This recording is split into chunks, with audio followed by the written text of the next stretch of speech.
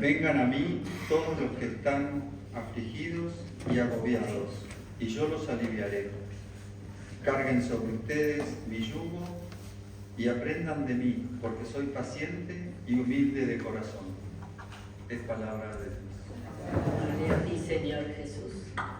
Bueno, muy brevemente, el texto del domingo nos está invitando, por un lado, a acercarnos al Señor cada vez que nos sentimos angustiados, agobiados, ¿no? Vengan que yo los voy a aliviar, lo cual es algo que tenemos que aprovechar, esta herramienta que nos da Jesús con su amor, decir, vengan a mí si se sienten mal. Y al mismo tiempo es una invitación a que nosotros también, como cristianos, queriendo imitar a Jesús, recibamos a aquellos que se sienten mal para aliviarlos, que es un poco el trabajo, la misión en consultoría, el servicio que prestamos. Así que quisimos traer esta oración que encontró Robbie y le gustó mucho, para que la tengamos y después la van a tener en el celular y la recemos. Aquí estoy, Señor Jesús, para hacer tu voluntad. Inúndame con tu espíritu. Hágase en mí según tu palabra. Toma mi vida entera, mis capacidades, mis cualidades, mis pertenencias, mis manos, mi mirada, mi escucha, mis palabras, mi calor humano, para ser instrumento en tus manos, para ser buena noticia de tu evangelio, para ser presente en tu reino. Amén. En nombre del Padre, del Hijo y del Espíritu Santo.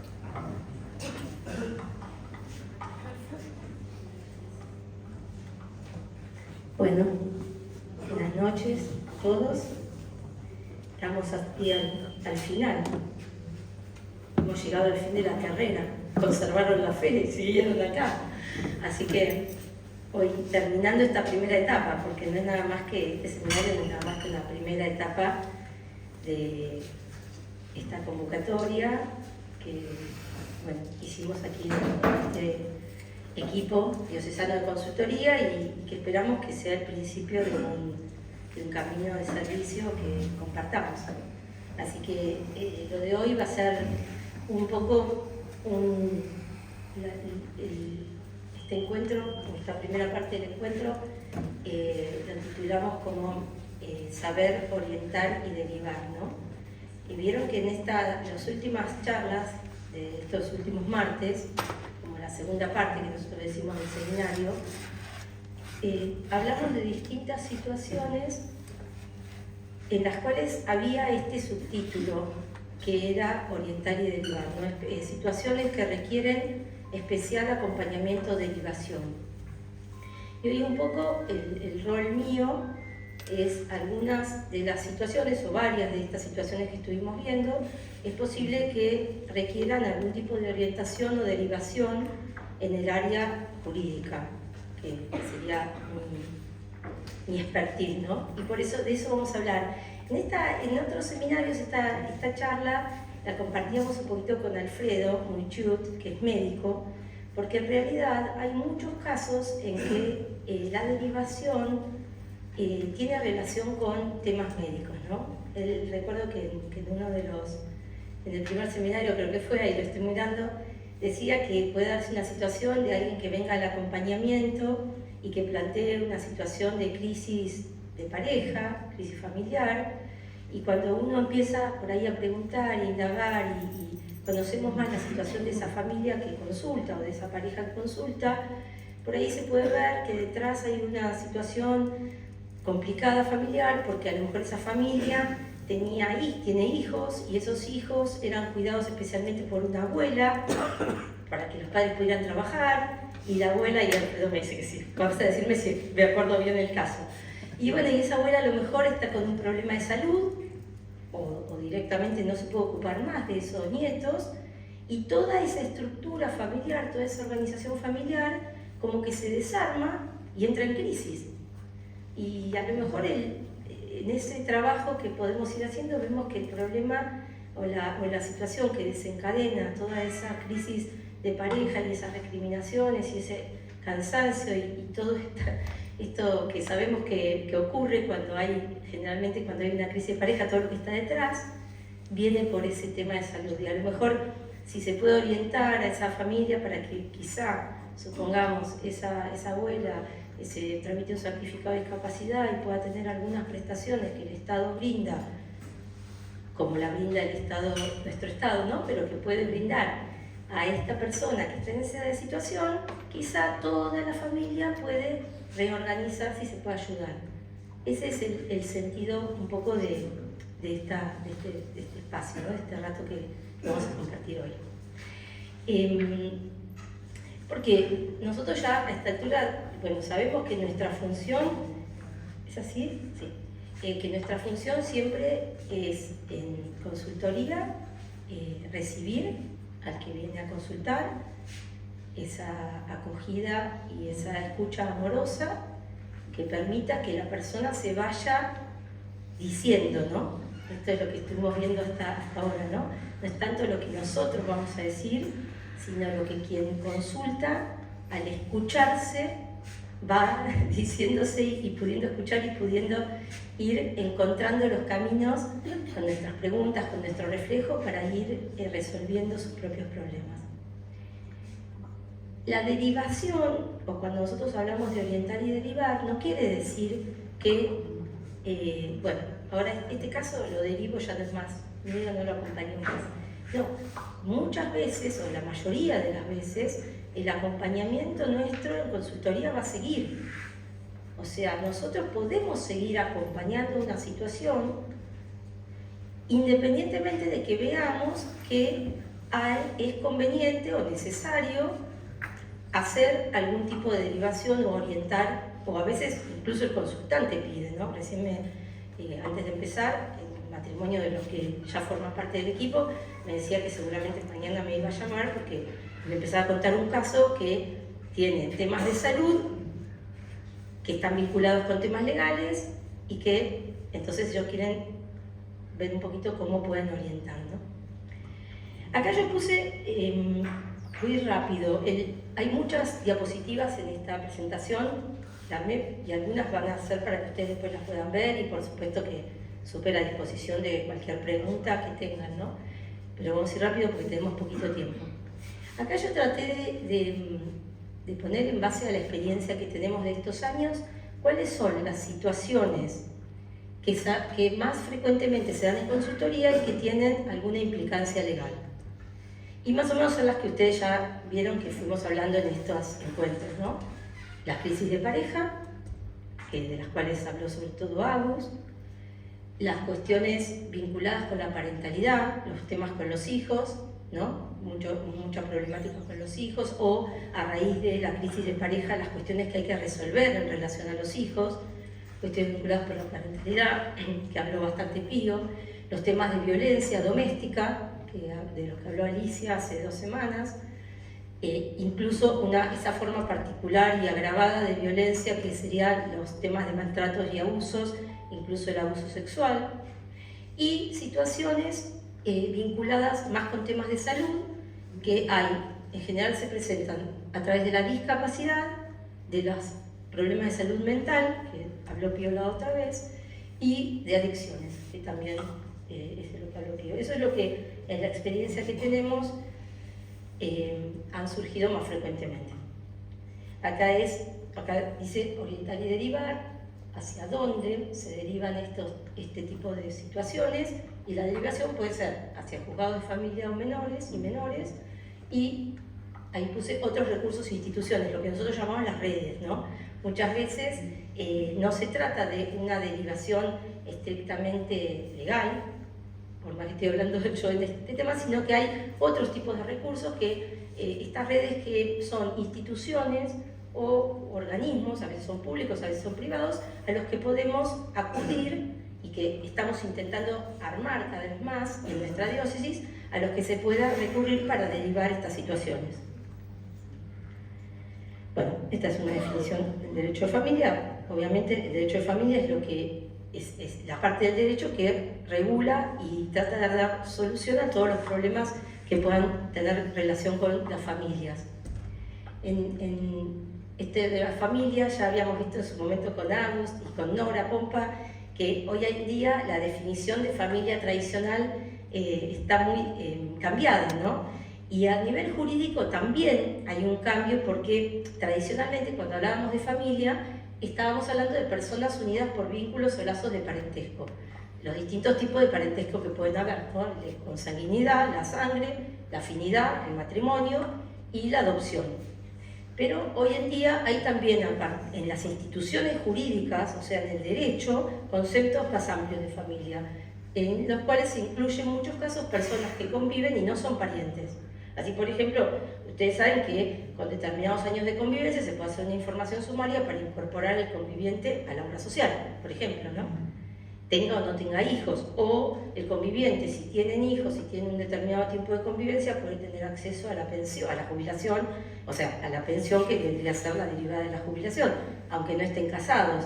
O sea que el concepto de familia, también desde lo jurídico, así como ha cambiado y se ha extendido en lo social, en lo cultural, también eso tiene alguna repercusión en lo jurídico, ¿no? Bueno, los juzgados de familia están concebidos, ahí yo marqué, como instrumentos para dar respuesta al conflicto familiar desde una perspectiva interdisciplinaria. O sea, los juzgados de familia son casi los únicos juzgados en nuestro país que no solamente están sus integrantes, no solamente son abogados o funcionarios, sino que hay psicólogos, trabajadores sociales, psiquiatras, o sea, hay un equipo técnico, un equipo interdisciplinario de otros profesionales cuya visión y cuya profesión también ayuda a poder intentar resolver mejor los problemas de la familia y tener una visión más amplia de los problemas de la familia, ¿no?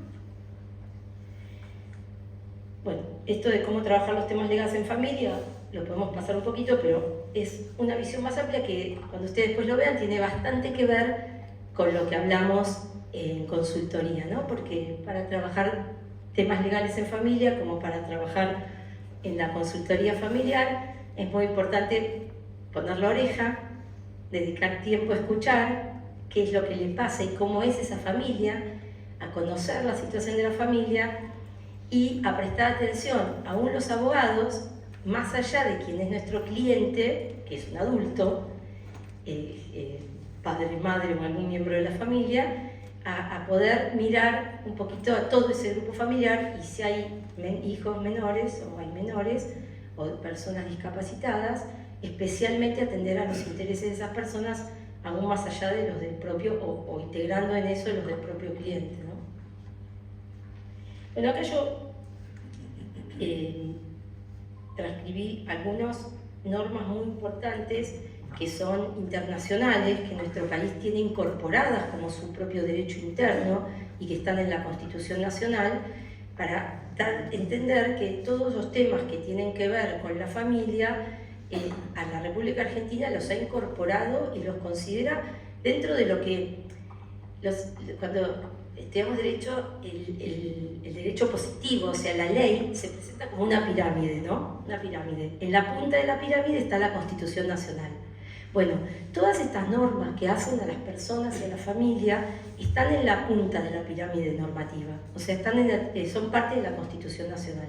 Quiere decir que son la base, porque está en la punta, pero son lo más importante y lo que tienen que respetar todas las leyes. A veces no se verifica esto, pero así es como está concebido, ¿no?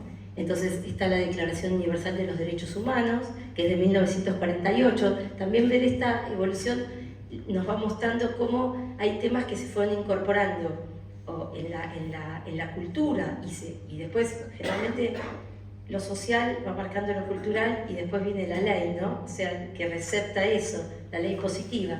Bueno, la Declaración Universal de Derechos del Hombre es de 1948. La Convención sobre los Derechos del Niño es de 1989. ¿Se acuerdan que hablamos, y hablaba la otra vez Alicia, sobre cómo los derechos de los niños fueron durante muchos siglos desconocidos? Los niños no eran como sujetos de derecho, ¿no? la Convención Interamericana para Prevenir, Sancionar y Erradicar la Violencia contra la Mujer es de 1994. Y la Convención sobre los Derechos de las Personas con Discapacidad, todas estas son normas de organismos internacionales, es recién del 2008. Fíjense cómo el tema de la discapacidad recién fue contemplado hace tan pocos años a nivel de las organizaciones internacionales, ¿no?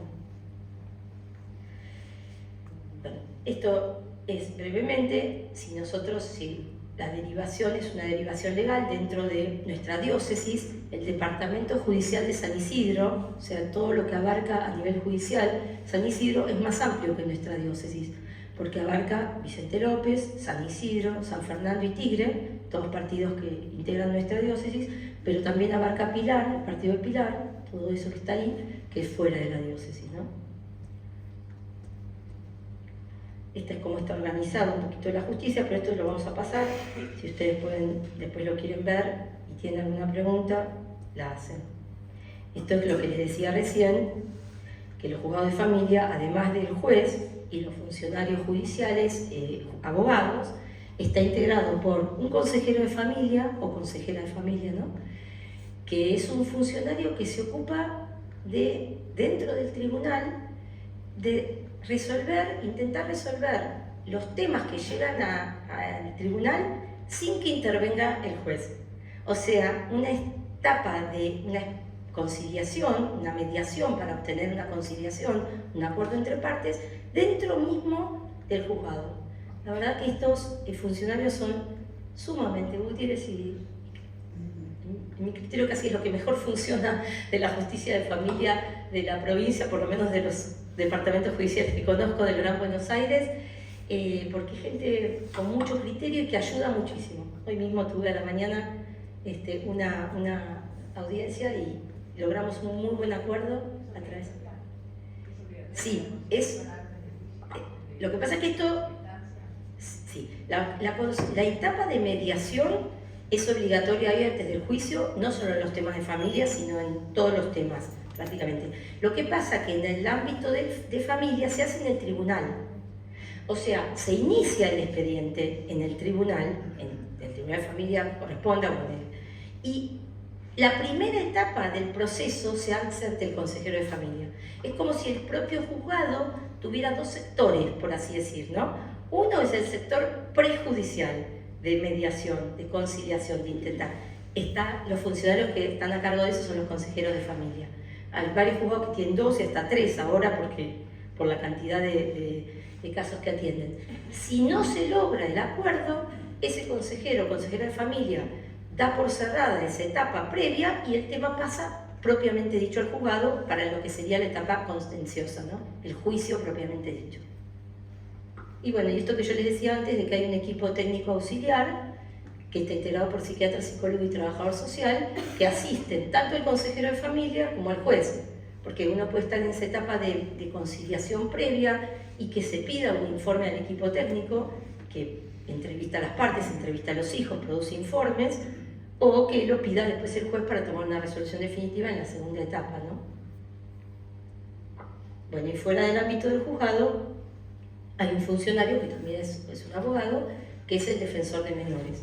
El defensor de menores interviene obligatoriamente en todos los casos en que intervienen menores o incapaces, porque es de menores e incapaces, y es como dice una representación oficiosa, es un abogado que les pone el Estado para que lo represente. Entonces interviene el abogado, si yo tengo un juicio, por ejemplo, de régimen de comunicación o cuidado de padres e hijos, voy a intervenir por una parte, por ejemplo yo, otro abogado por la otra parte, y el defensor de menores que siempre va a intervenir para opinar sobre los menores, aunque nadie le pida su intervención, igual la tiene porque es de oficio y obligatoria. Yo voy rápido porque quiero tratar de avanzar, pero levantan la manito y preguntan, ¿no? Estas son las cuestiones. Bueno. Esto de los juzgados de paz letrado, además de los juzgados de familia, en todos los municipios hay juzgados de paz. Los juzgados de paz antes estaban en los pueblos o lugares chicos que no tenían organización judicial formal, ¿no? Y no eran, los juzgados de paz no eran letrados, era algún vecino conocido y así prudente, más o menos como lo del Antiguo Testamento, que a veces decían, ¿no? Algún elegido para resolver cuestiones entre vecinos. Bueno, los juzgados de paz se fueron profesionalizando, hoy son letrados, o sea, son el juez de paz es un abogado, es un juez, abogado, y hay incluso en municipios que tienen departamento judicial, porque Vicente López o en San Isidro o en Tigre hay juzgado de paz letrado, aunque haya además tribunales de familia, ¿no? Y estos juzgados intervienen, como acá les pongo, básicamente en situaciones urgentes, en temas de familia, como medidas de violencia familiar y algunos procesos, por ejemplo, las autorizaciones para salir del país, que pueden otorgar, y otro tipo de acreditación de convivencia, ese tipo de cuestiones. Bueno, acá vamos entonces un poco más al tema de fondo de estas problemáticas que estábamos enunciando al principio. Dentro de las más frecuentes están las crisis de pareja y cuestiones de parentalidad. Yo acá las puse juntas porque generalmente van juntas. Puede ser que alguien tenga un problema con un hijo mayor de edad que vive en su casa o que volvió a vivir a su casa y se da alguna situación, generalmente va asociada a algún tipo de problema de salud mental o adicción, después lo vamos a ver, y entonces tiene un problema con ese hijo que volvió a vivir a la casa. Eso lo hemos visto frecuentemente en consultoría. Pero generalmente cuando hay temas para tratar vinculados con hijos, son a raíz de la crisis de pareja, o sea, a raíz de una separación de la pareja parental. Obviamente hay que regular todos los temas que tienen que ver con los hijos, lo que se llama el plan de parentalidad, con quién van a estar más tiempo, con quién viven, si unos días y otros, el régimen de comunicación, el tema de los alimentos, ¿no? Y esas cuestiones están generalmente muy unidas a la crisis de pareja, ¿no? Por eso muchas veces en la consulta están estos dos temas, ¿no? Por eso ahí yo puse el tema de consulta frecuente, por lo que estamos viendo, esto de ver si no hay problemas distintos detrás de la crisis de la pareja. La función de ustedes, ya sabemos, es escuchar, ¿no? Escuchar. No se trata, la derivación no es, este tema lo tiene que ver un abogado, entonces no tiene nada que ver con nosotros.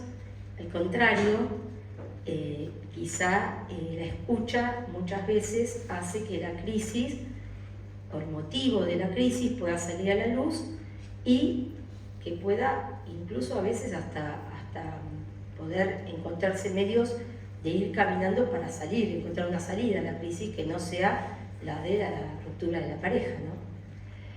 En cualquier caso, este tema de ver si no hay problemas distintos detrás de la crisis de la pareja, qué problemas hay, esto que le decía antes que contaba Alfredo de ese caso que habían tenido en San Martín. No apresurarse a derivar a consulta legal, esto parece que va en contra de mi gremio, pero me parece muy importante.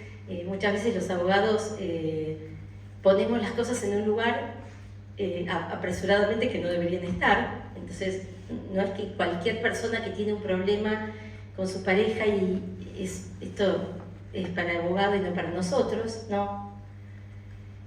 Y ayudar a que el foco de atención se vuelque hacia los hijos y el bienestar del grupo familiar. Aún si es una persona o una familia la que consulta que ya está inmersa en la decisión de divorcio o de separación, y quizá no solo aún si se da esa situación, sino con más razón si se da esa situación, es muy importante que el acompañamiento tenga este objetivo, ¿no? Este contenido.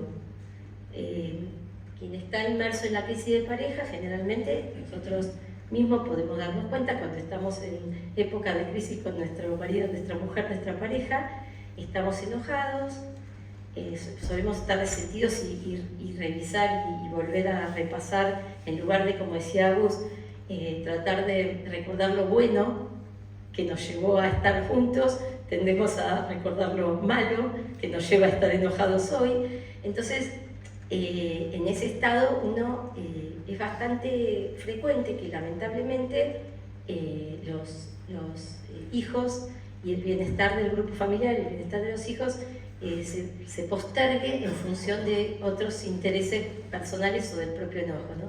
Entonces a veces ayudar a mover el foco de atención es una gran ayuda, que a veces lo hacemos los abogados, a veces no lo hacemos los abogados, sino que todo lo contrario, ¿no?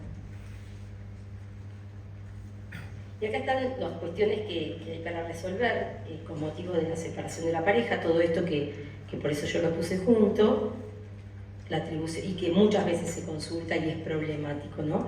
La atribución de la vivienda, quién se queda, quién se va, cómo se va el que se va, que idealmente no tenga que ser con una denuncia y alguien que lo viene a buscar y la policía que toca el timbre y le dice señor, generalmente es el señor el que se tiene que ir, tiene 20 minutos para armar un bolsito e irse, porque esa es una situación que es potenciadora de la violencia y del conflicto de la crisis, derivado de la crisis de la pareja. La distribución del sostén económico del hogar y del grupo familiar, en especial si hay hijos y si alguno de los miembros de la pareja no genera ingresos, ¿no? Estas cosas que todos sabemos y vemos, ¿no? Que no se puede separar porque no puede después mantenerse, o el que como tiene la única casa y no se puede alquilar, conviven aunque hay un clima de tensión tremendo porque en realidad quieren estar separados. La división de los bienes generados en común, existe una ganancialidad, o sea, si hay matrimonio puede haber bienes gananciales, comunes. Cuando no hay matrimonio, y esto cada vez es más común, y lo vemos más frecuentemente, ahí yo puse, es común observar conflictos derivados de la creencia de que existen bienes en común por tener una convivencia durante muchos años. Mucha gente cree que si vivió muchos años junta con este señor o con esta señora, aunque no se hayan casado nunca, y mucho más si tienen hijos, las cosas son de los dos. Y eso es un error. O sea, no existen bienes gananciales, no existen bienes en común si la gente no está casada. Y eso es tremendo porque a veces, después de una convivencia de muchos años, uno de los dos se da cuenta de que no tiene nada de lo que creía que tenía, porque las cosas las compró el otro, porque les habían puesto el nombre del otro o lo que fuera, ¿no? Y eso también es motivo de mucho conflicto y de mucho enojo.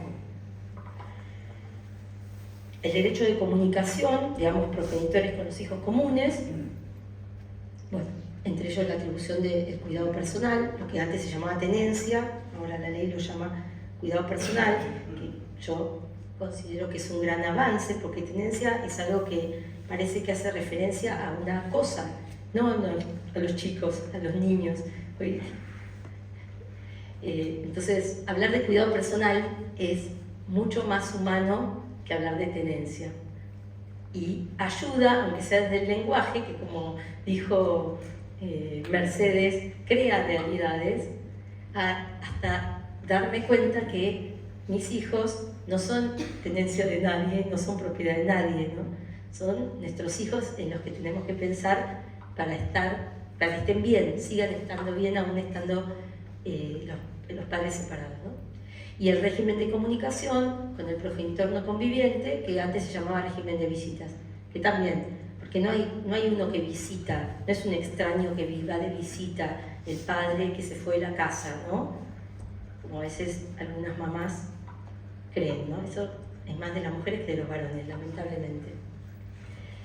Y las decisiones que exigen coincidencias en relación con los hijos comunes, ¿no? Temas de salud, temas de educación, la salida del país, el matrimonio, cuestiones que sí o sí requieren la conformidad de los dos, aunque estén separados, y que dan lugar muchas veces a batallas campales por cuestiones que podrían evitarse, ¿no?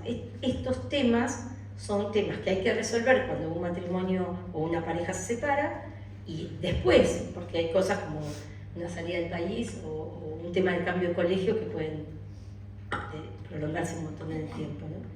Y que pueden aparecer en consultoría, y que sí, en algún momento está bueno que pueda haber una derivación para que se resuelvan a través de un profesional del derecho, claramente, porque para hacer una presentación tiene que tener un abogado. Pero estos son los temas que yo digo, no apurarse por derivar, porque muchas veces las partes pueden hacer acuerdos totalmente válidos sin necesidad de que intervenga un abogado, que muchísimas veces para uno de los dos puede ser: me pusiste un abogado, o sea, pusiste las cosas en un nivel de conflicto que nunca debían de estar. Y a veces es así, lamentablemente, ¿no? Otro tema de cada vez lamentablemente más frecuente consulta en nuestra consultoría son los temas de violencia familiar o doméstica. Acá yo volví a poner esta definición que la dijo Alicia la otra vez, ¿no? Es una definición de la Organización Mundial de la Salud, de lo que se puede considerar violencia.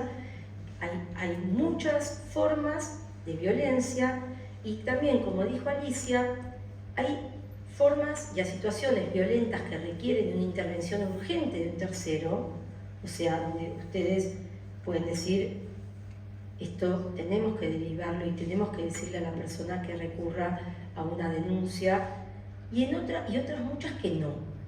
Porque esto ya los que están hace tiempo lo habrán escuchado decir muchas veces, en toda situación de crisis de pareja, matrimonial, hay íncita una situación de cierta violencia. O sea, cuando yo estoy enojada con mi marido, con mi mujer, con mi pareja, discuto, grito, es probable que haya hasta insultos, o sea, no cualquier cosa. Y el otro día me encantó porque Alicia lo dijo muy claramente, ¿no? No toda... Primero, ella hizo la distinción entre agresividad y violencia, ¿no? Primera distinción importante. Y segundo, la distinción entre cuándo la violencia entra en un circuito y en un tipo de rango que exceda lo que puede ser tolerable, y entonces sí debe ser derivada, ¿no? Porque a veces podemos tender a asustarnos rápidamente por la forma en que las personas que recurren a la consulta se tratan, ¿no? Se tratan entre sí, me refiero, ¿no? Que se tratan entre sí. Pero bueno, ahí de nuevo, esto que tantas veces se dijo en este seminario, ¿no? De ver esta persona en su contexto y cómo lo ve y lo siente esta persona, no cómo lo siento yo, no cómo lo veo yo, ¿no?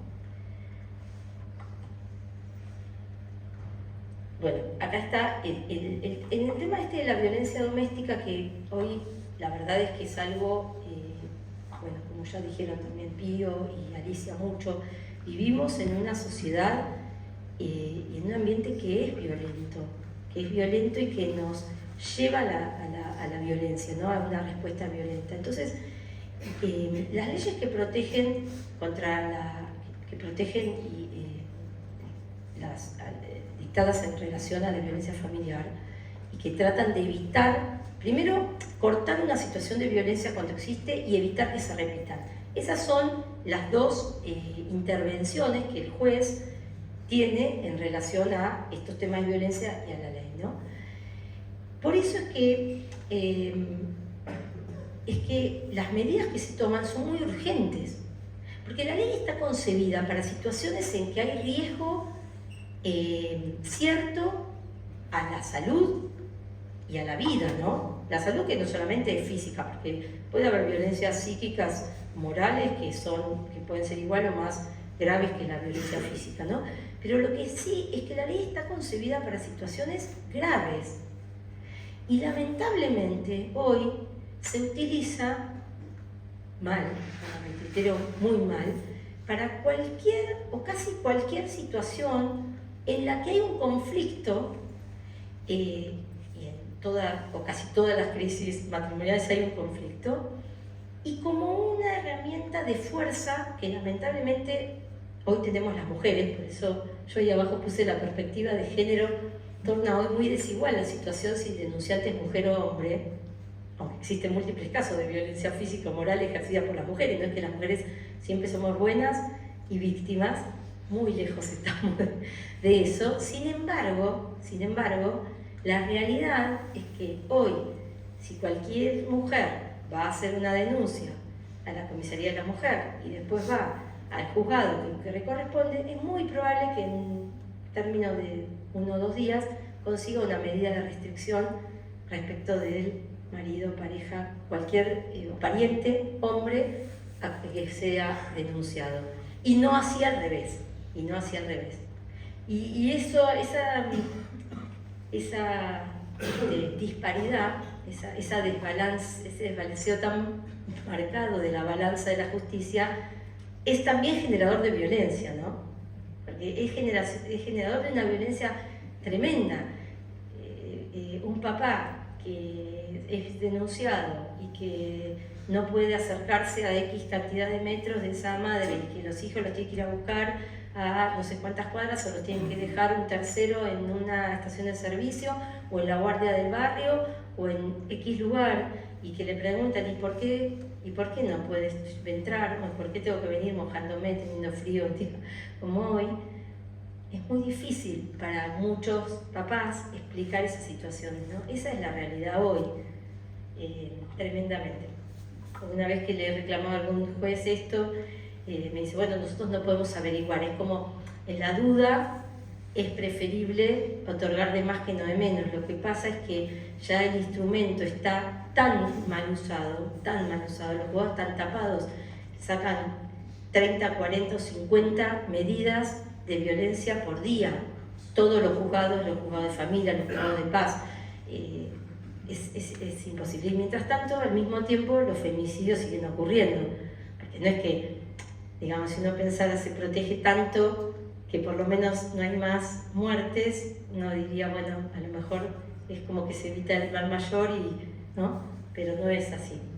Es directamente que está mal usada esta ley, que está muy pensada para casos muy de emergencia, ¿no? Acá está eso, bueno, siempre que tengan un caso así lo vamos a recordar, las comisarías de la mujer y la familia que reciben este tipo de denuncias, o los centros municipales están abiertos las 24 horas del día, todos los días de la semana. No se requiere patrocinio letrado, o sea que cualquier persona puede ir, no se necesita un abogado para hacer este tipo de denuncias, porque no son denuncias penales. También eso, hay gente que tiene esta denuncia, hombres, ¿no? Y se dice, ahora que me van a casar, el antecedente. No, estas denuncias, si bien se llaman denuncia y por eso la gente la mueve a confusión, no tienen nada que ver con una denuncia penal, no queda ningún antecedente de nada. Es solamente una medida tomada en el ámbito civil para proteger una supuesta situación de riesgo, despejar el riesgo, corriendo al supuesto agresor y marcando ese perímetro, esa necesidad de que las partes no se junten, no se acerquen. O sea que correr al agresor es para evitar el peligro y poner ese perímetro, ese espacio es para evitar que esto se repita, ¿no? Estas serían las dos funciones que tienen estas medidas. Pero no es un tema penal que quede antecedente, por eso ahí yo lo puse, ¿no? Bueno, y que el juez tiene que tomar las medidas urgentes. Acá sí, en cambio, entramos en un tema que muchas veces o algunas veces se ha presentado en consultoría y que sí requiere una derivación urgente, ¿no? Porque acá sí estamos hablando de un caso de violencia específico y grave, y muchísimo más si se da con menores.